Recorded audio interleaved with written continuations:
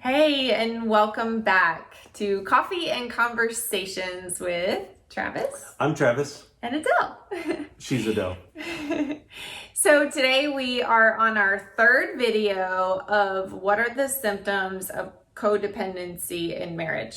And so far in our other videos, we have covered low self-esteem, inability to communicate, unable to find happiness outside of each other, fear of abandonment, needing of approval from you and others, and struggling with decision making.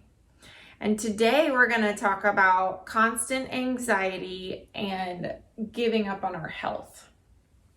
So constant anxiety, I'll tackle that one first. I experienced this a good bit in my life. Depression, anxiety, panic issues, and like this, I would have this fear that something was not right, something was going to go wrong, and it would cause me to have worry about whatever it is, and I would like contemplate ways to fix it, and it would mess up the way I slept at night. I would have constant thoughts and worry going on in my mind when I would lay down at night to sleep, and ended up that caused a whole list of other things where I needed sleeping pills, and then a lot of alcohol to get me to sleep, and a lot of melatonin, and researched different ways to be able to sleep, but it had a lot to do with my thoughts that kept me awake. And this anxiety would just be constantly going on in the background, and sometimes really high levels and sometimes really, really low levels. And it all had to do with the quality of my thoughts. And all the stomach issues that you had. I had all this, I was taking, a lot of Tums. I don't know what you're like supposed to take. Amount? But I'm sure I took a lot more. And it was, for years, I had stomach and esophagus issues. And I was told I had a hiatus hernia, where I don't know a lot about that, but somewhere my stomach like came through my esophagus. I don't know.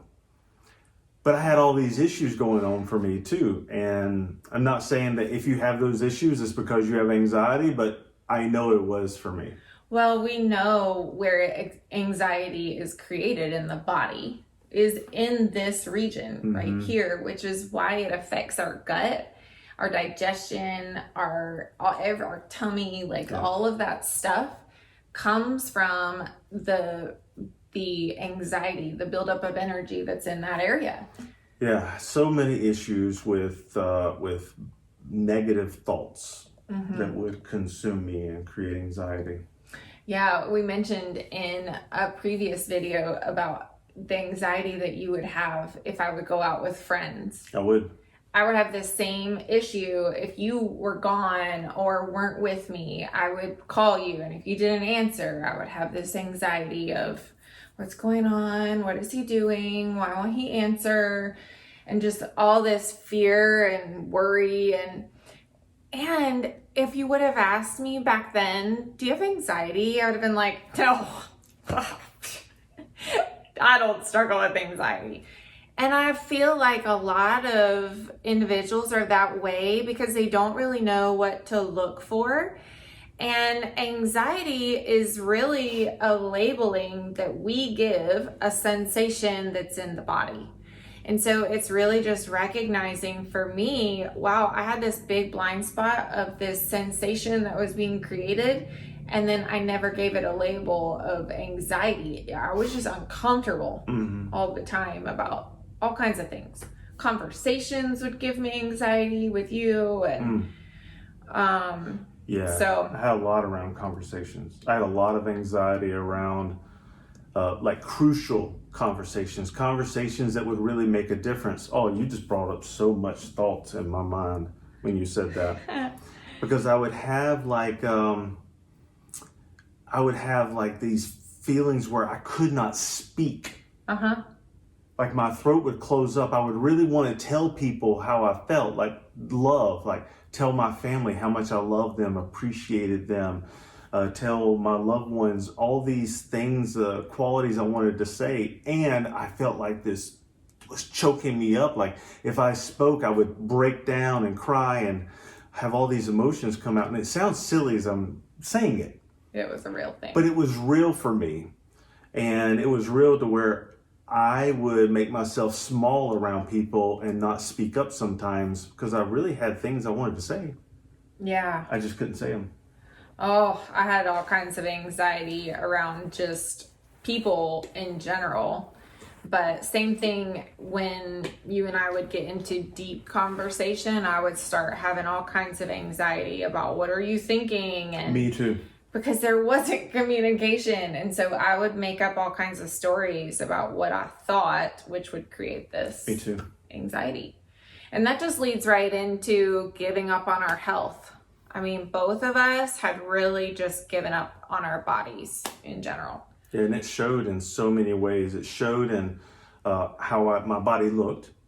I think I was 55 or 58 pounds heavier than I am now.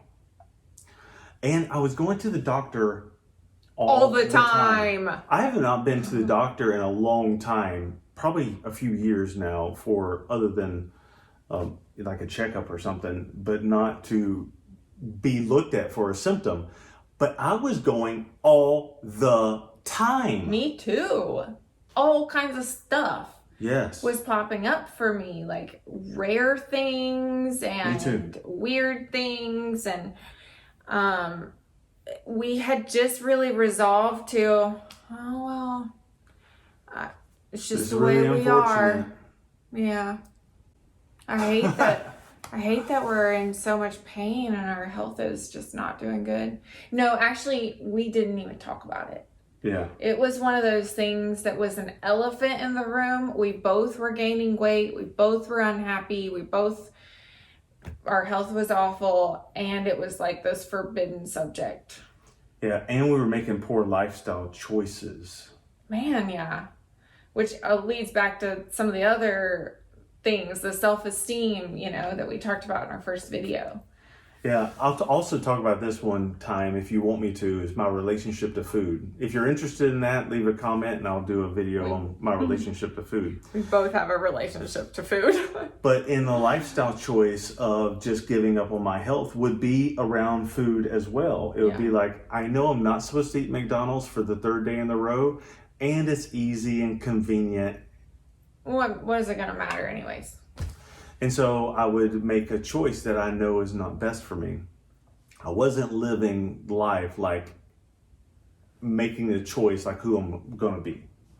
Well, the difference, like how we live our life now, is my body is what is carrying my spirit. And I want my outward appearance to reflect what's on the inside. Like I want people to see light in me.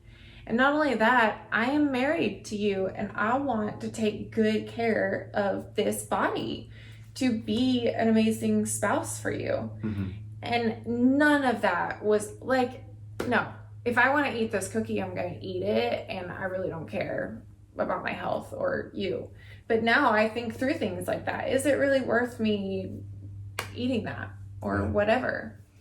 So I don't know what you have given up on with your health, but it's definitely an area to look at because it leads back to that codependency in marriage of just kind of being like, oh, well, I guess this is as good as it gets.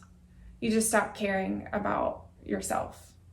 And that's not true. God made us so powerful and have the ability to take great care of our bodies. Mm-hmm. It's the only body you get. Exactly. Why not enjoy it and take good care of it? Yes, it's so true.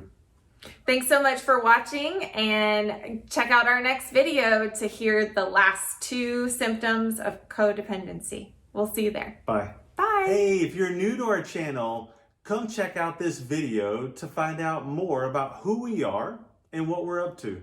Yeah, and we would love for you to join our tribe. So go ahead and click that subscribe button.